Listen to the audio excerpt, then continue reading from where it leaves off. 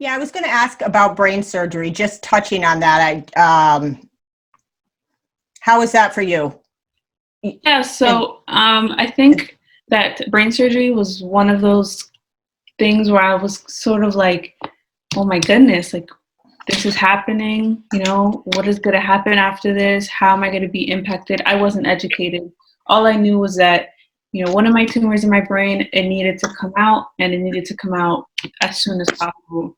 So I think that being who I am today, as well, I could say that if I didn't have brain surgery, I wouldn't know who I was either, because that was something that it's like my greatest achievement, to survive something so traumatic like that.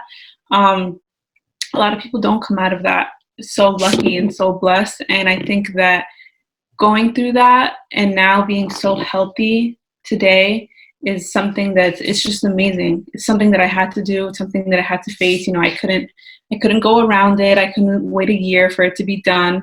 And just for myself, I was a happy, healthy kid.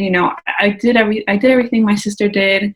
I never was really singled out. Like, I know certain kids and teens with my disease, they're in wheelchairs, they're nonverbal, and things like that. So I think that a glimpse in my life is I live a normal 21-year-old life.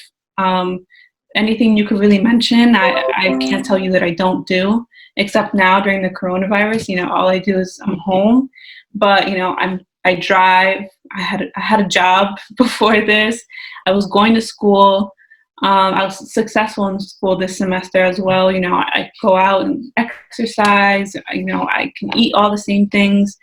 Nothing is different from me from a regular kid except TS. And I'm lucky to be able to say that, I think, because I see a lot of stories and I just feel so bad.